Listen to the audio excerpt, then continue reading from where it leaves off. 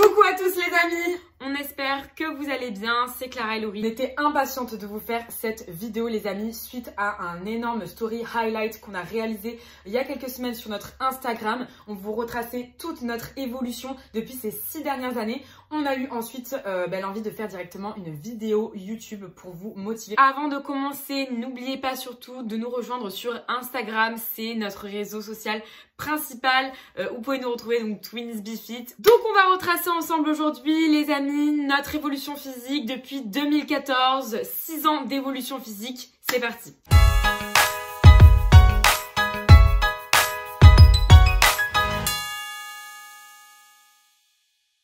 Nos débuts en salle de sport, c'était une salle de remise en forme. On venait d'avoir 16 ans, c'était en 2014, donc nos tout débuts. Le fitness qui vient tout juste de débarquer en France, interpelle un peu plus Clara. Moi du coup, puisque elle m'en parle, pareil, je vais m'y prendre d'intérêt. Et c'est là qu'on décide du coup de s'inscrire en salle de fitness. Donc on a vraiment commencé pendant des mois et des mois à essayer de se perfectionner, à essayer d'avoir une routine jusqu'à ce qu'on trouve la bonne routine qu'on respectait à chaque fois. On était vraiment hyper motivés. On arrivait à la salle toutes les deux.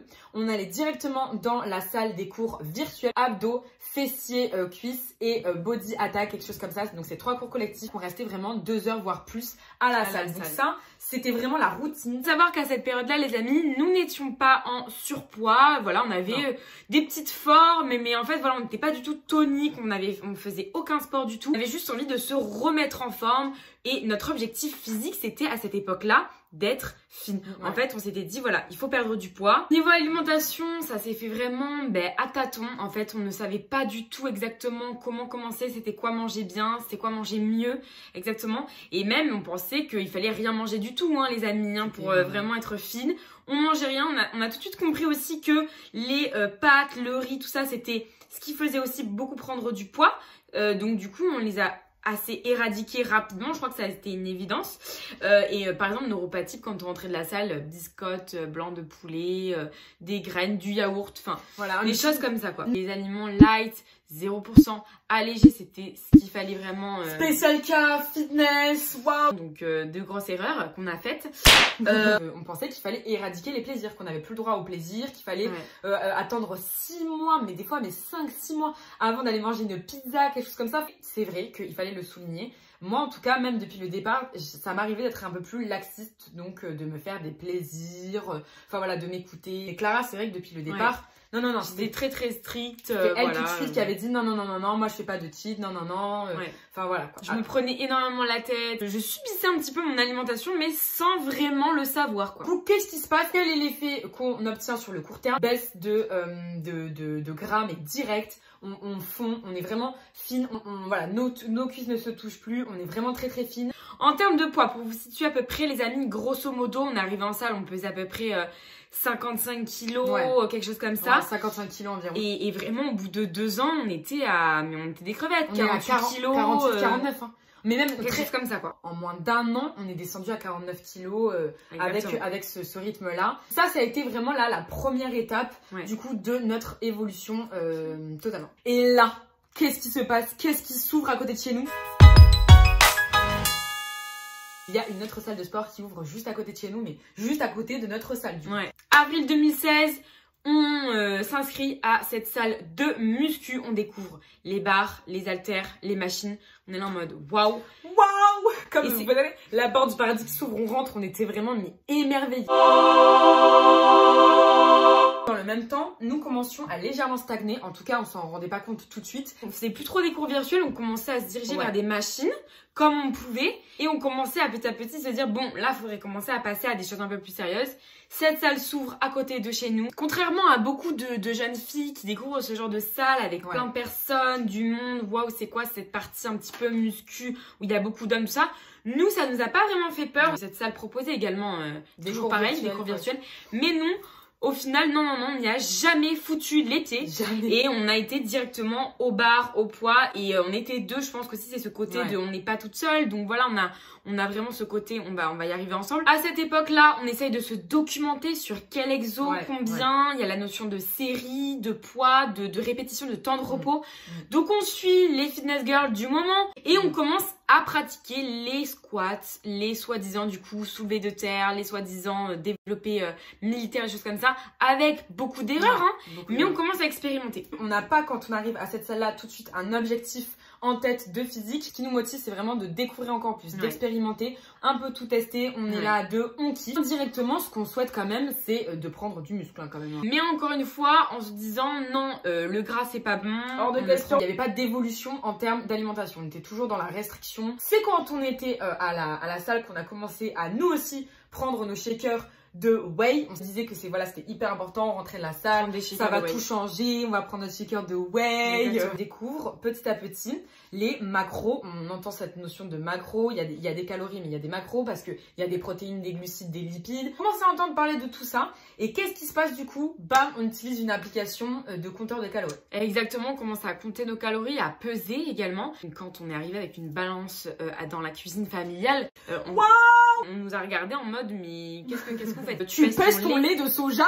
En plus, ce qui est important de souligner, c'est qu'on commençait à peser, mais on ne savait pas trop pourquoi. C'est quelque chose qu'on ne regrette pas du tout à l'époque, même parce que ça nous a apporté tellement une notion des calories sur les aliments, de se rendre compte combien du riz ça peut vous apporter de calories, de protéines aussi dans le riz, machin. C'était quand même très intéressant. On faisait tout ça de façon assez innocente sans savoir pourquoi. Donc là, on avait déjà passé 1 an et demi, 2 ans en salle de fitness, d'accord? On arrive dans cette salle plus de musculation et là, on y reste 1 an et demi, encore une fois, quelque chose comme ça. On évolue, donc on prend de plus en plus de plaisir dans nos entraînements. On reste énormément de temps à la salle, on enchaîne 7 exos environ, quelque chose comme ça. 7 exos, 300 jambes par semaine. 300 jambes par semaine. On commence un peu à faire le haut du corps, mais ça reste pas souvent, quoi. Je crois qu'on n'avait pas pris trop de poids, mais on commençait à, tellement on était fine, dès qu'on a commencé à faire vraiment de la muscu, à prendre du muscle. On était quand même des crevettes, mais on commençait à être vraiment tracés du haut du corps,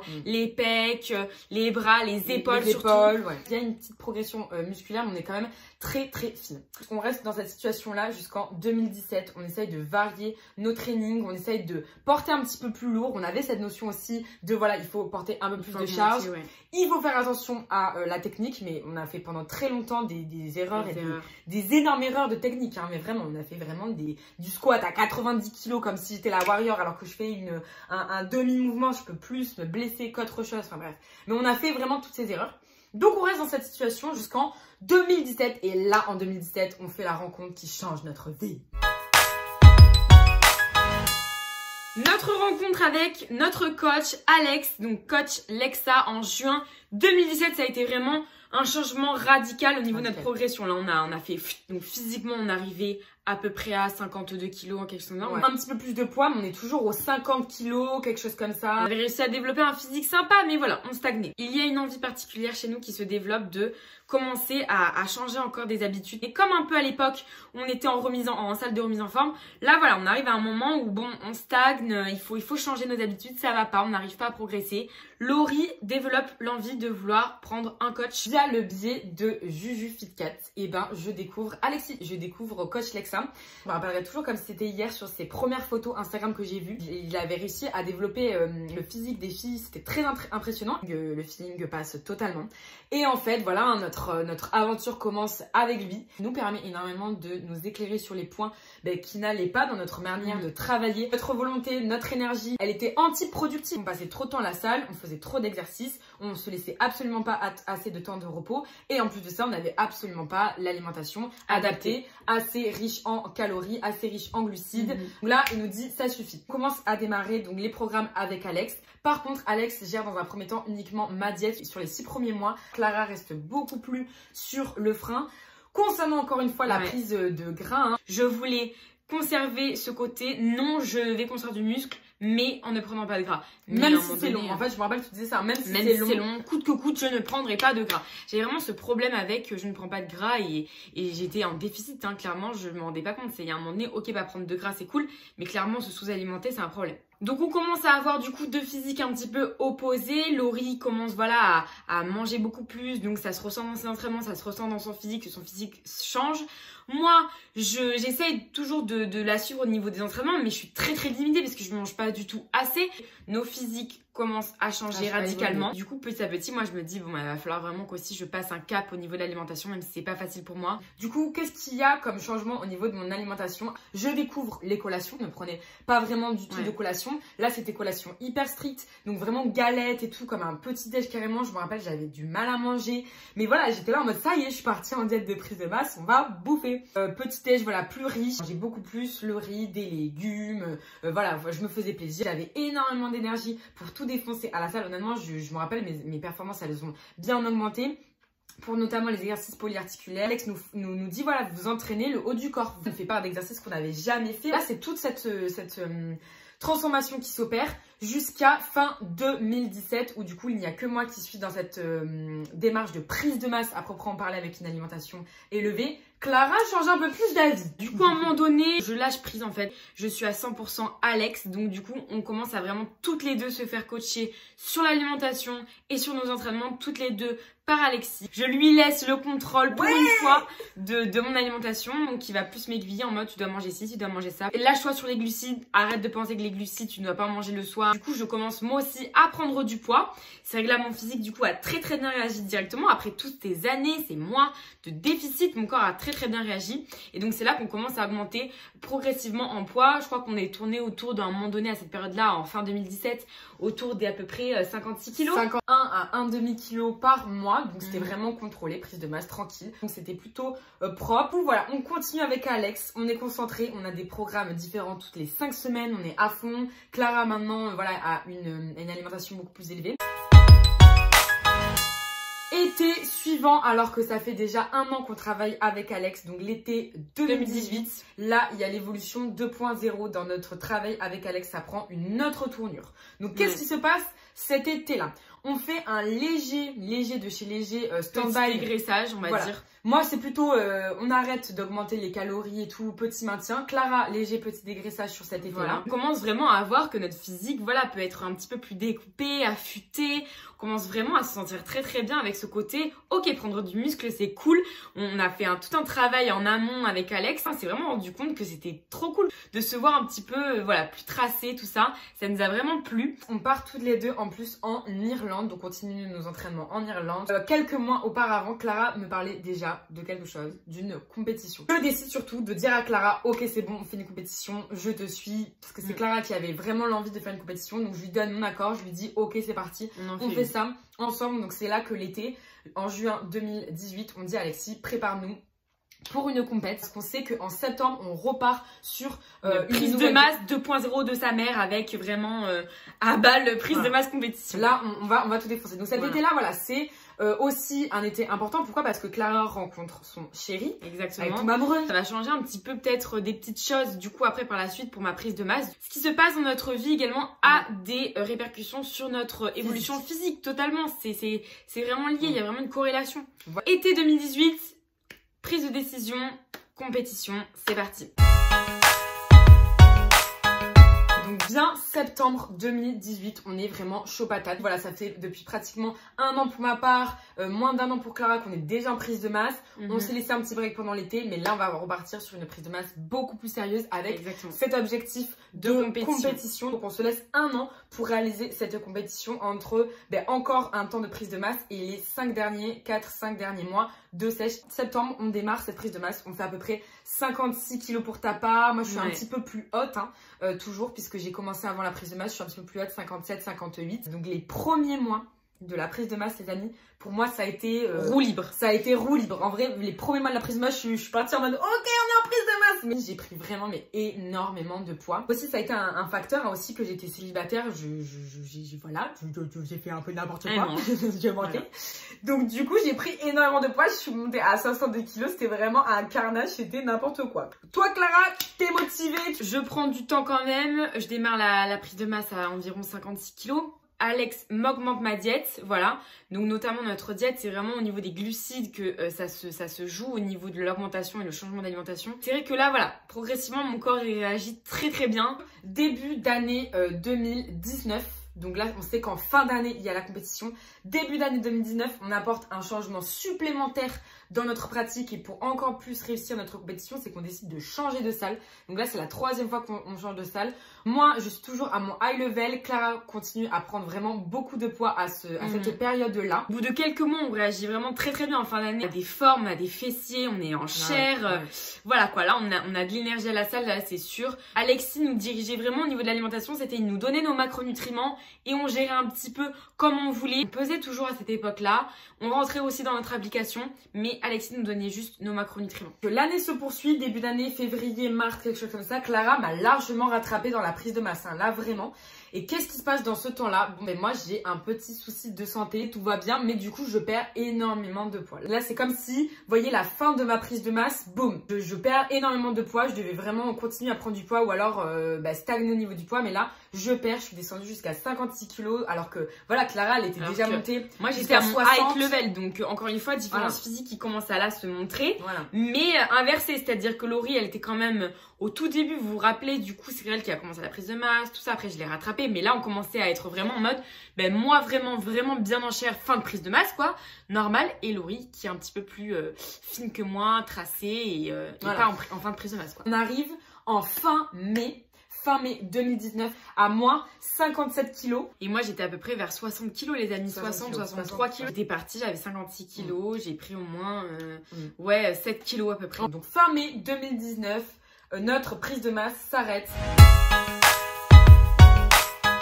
Juin 2019, on démarre la sèche. Très important, dans cet été-là, on rechange pour la 4e fois du coup dans notre pratique sportive de salle. Donc là, on passe vraiment à la salle, mais la salle de muscu 2.0. Une salle beaucoup plus professionnelle, beaucoup plus bodybuilding, donc on se sent hyper bien. Comment ça se passe? Ça ne change strictement rien au niveau de nos entraînements. Donc, entre l'entraînement prise de masse et l'entraînement sèche, il faut que vous vous disiez toujours les mêmes entraînements, rien ne change. Aucune différence, même pendant la sèche, on essaye de maintenir nos charges. C'est toujours, même en prise de masse, entraîné avec le même programme. Il n'y avait pas un programme spécifique pour Clara, un programme spécifique pour Laurie. On s'entraînait exactement pareil. Alexis nous a du coup diminué un petit peu nos macronutriments, notamment sur les glucides. Il nous donnait toujours nos macros et c'est nous qui gérions en fait les aliments qu'on prenait pour du coup les intégrer. Tout se passe bien, mais voilà, moi j'ai du mal à sécher. C'est vrai que j'ai du mal à sécher. Laurie part en sèche, elle est déjà un petit peu plus basse que moi en termes de poids, donc pour elle tout va bien, c'est mollo. Mais moi voilà, je commence à intégrer le cardio, mais ça va lentement, c'est très très lent quand même pour moi. Fin août, où là je me dis ah ouais, là c'est bon, là j'ai commencé la sèche, là la sèche ça se fait ressentir. Dans l'été, là ça y est, Alex nous dit maintenant je gère 100% vraiment la diète, c'est-à-dire que vous avez des 1000 plans. Cet élément déclencheur là, c'était parce que je ne progressais pas quoi, vraiment mon poids il faisait monter, descendre, j'arrivais pas à progresser et il y avait aussi un problème de comment est-ce que je mangeais exactement. Donc Alexis a commencé à me dire bon stop, maintenant c'est moi qui vais vous donner votre diète et vous décrochez la balance, vous décrochez du coup les macros, les calculs de qu'est-ce que je dois du coup manger pour avoir tant de macros. Il nous donnait même plus nos macronutriments, nos calories, il nous disait quoi manger et point barre. Ça nous a fait aussi du bien psychologiquement. Je vous avoue là que j'ai commencé vraiment à dégraisser petit à petit, à sécher et à perdre du poids. Mi-septembre les amis, on se rend compte qu'on va devoir reporter la compétition qui jusqu'ici on s'était fixé le 19 octobre Musclemania. Je vous laisse du coup voir notre vidéo qu'on a faite à propos de cette décision là. On décide du coup de reporter la compétition à un mois après. Il faut savoir que c'est aussi à cette période-là qu'Alexis a arrêté de nous faire le même programme. Donc Laurie avait son programme, moi j'avais mon programme de sport. On n'avait vraiment pas du tout les mêmes parce que du coup Laurie devait développer certains points forts et points faibles et moi je devais aussi en développer d'autres. En septembre, on arrive à peu près, moi je commence à sécher un petit peu, mais on arrive à peu près à environ Laurie 55 kilos, moi 57, je commence à vraiment un petit peu sécher quoi.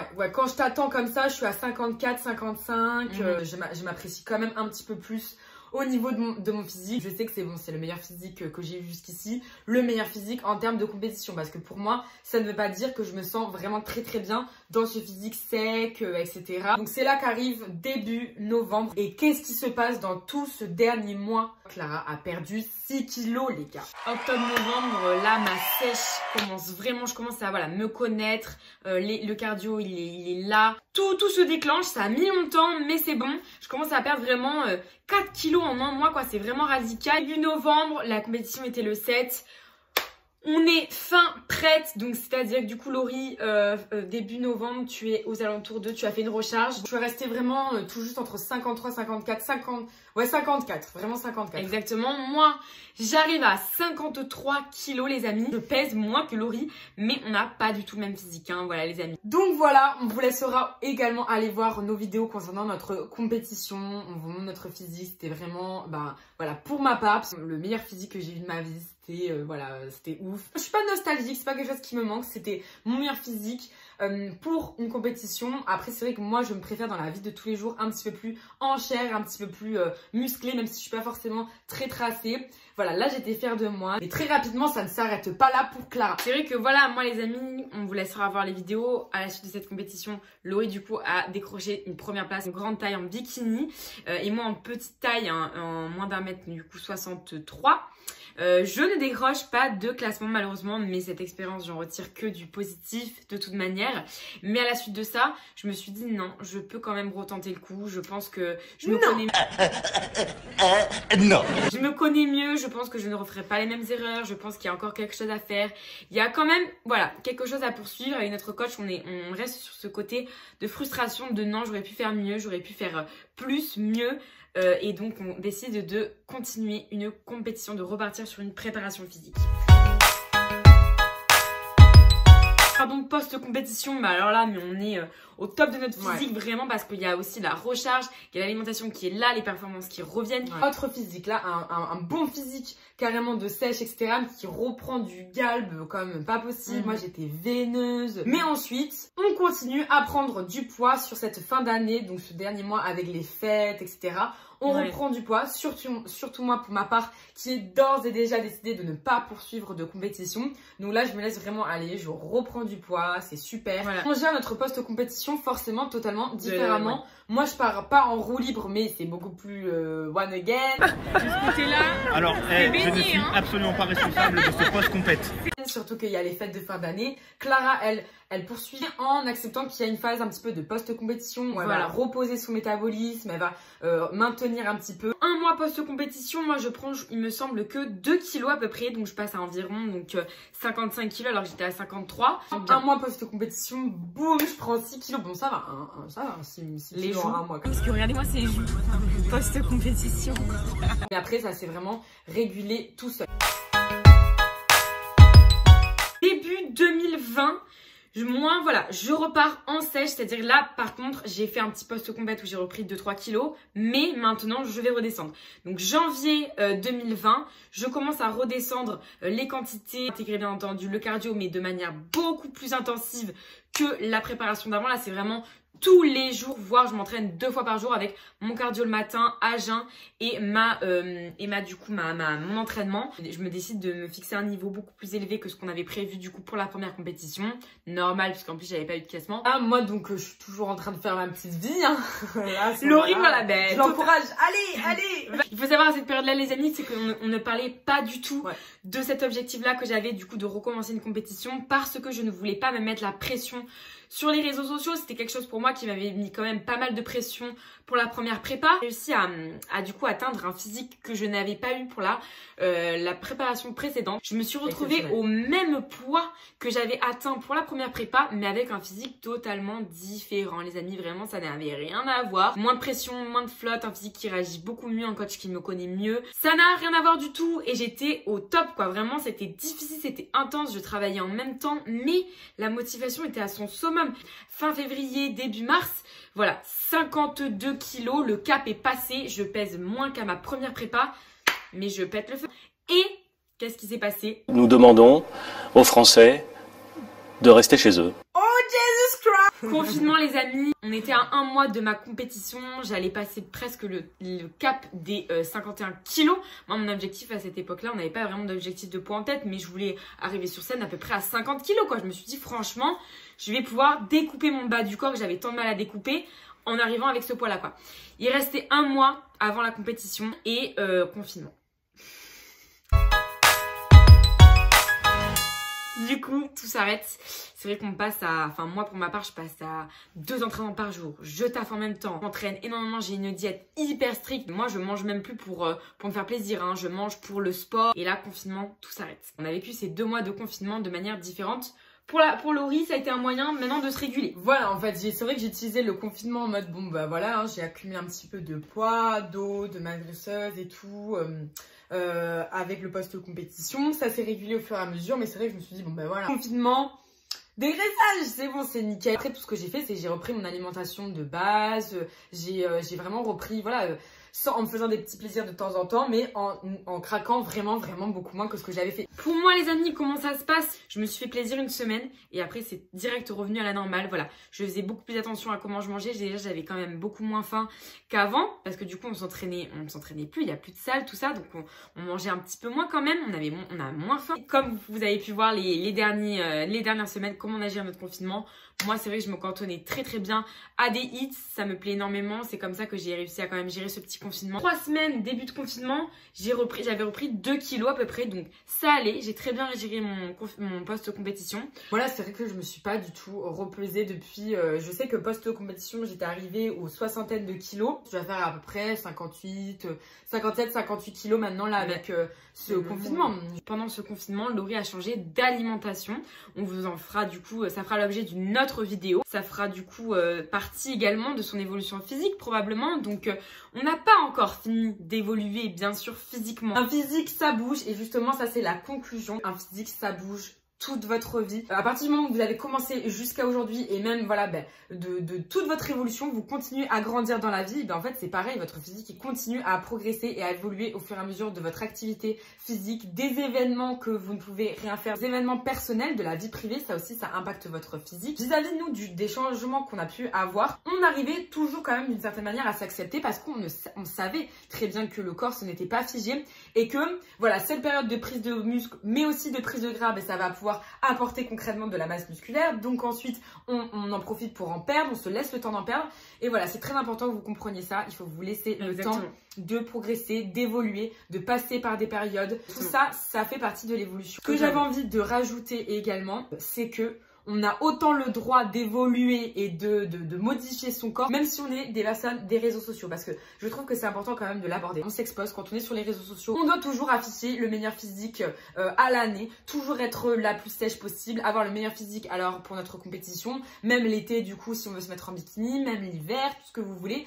Donc non en fait, ça se passe pas comme ça. Alors qu'on est sur les réseaux, et nous on est comme vous, on évolue à l'année, il se passe des choses dans notre vie, donc bien naturellement, ça évolue aussi avec. Nous aussi on est passé par différentes étapes physiques qui font ce qu'on est aujourd'hui. Le corps bouge constamment et surtout quand on commence en étant très jeune les amis, bien entendu. On a commencé, on avait 16 ans, on vous le rappelle, et on n'arrêtera pas d'évoluer au fur et à mesure du temps. En combien de temps on progresse, en combien de temps ça se passe, en combien de temps ça bouge. Laissez-vous du temps, le corps bouge constamment et surtout ne vous prenez pas la tête. C'est pas parce qu'il y a quelques mois où voilà vous avez au final fait plus d'écart, vous avez été en confinement, vous vous êtes lâché, ce n'est pas grave. Au final faites-vous confiance, vous arriverez à vous réguler, le corps arrivera à très bien récupérer par la suite. Quels sont mais maintenant notre objectif physique quand on retournera à la salle? Pour ma part, de retrouver mes performances d'avant, de retrouver voilà un gain au niveau objectif physique. Quel sera ton objectif physique une fois que tu retourneras en salle de sport? Donc moi les amis, j'ai pas vraiment d'objectif physique, ça va être vraiment surtout de regagner mes performances. Peut-être comme on va arriver à l'été, me sentir un petit peu mieux, peut-être un petit peu perdre la flotte que j'ai accumulée pendant le confinement, mais sinon pas vraiment d'objectif physique. À la fin de ma compète, je ne souhaitais pas repartir en prise de masse. Je vous avoue que là, le changement d'alimentation qui s'est opéré me concernant pendant la période de confinement me donne très envie de retourner à la salle avec comme objectif une prise de masse concrète. Je vois 1h12 sur le compteur. Ça va être horrible de voir. Non, mais en fait, 1h12, ça va être tranquille pour cutter. Et voilà les amis, on espère que cette vidéo vous aura plu, que vous avez pu en apprendre plus sur nous, sur notre évolution physique, sur toutes les étapes par lesquelles nous sommes passés. On espère également que ça a pu vous aider pour votre propre évolution, pour votre propre motivation. Peut-être que vous vous êtes reconnu en nous sur certaines étapes, c'est le plus important. Croyez en vous, dites-vous que c'est possible, laissez-vous du temps encore une fois et acceptez chaque étape de votre corps parce que c'est juste une étape d'évolution, ce n'est pas l'étape finale, ça c'est vous qui avez juste la carte en main pour définir quel sera votre physique final. C'est bien ça? Ouais, nickel.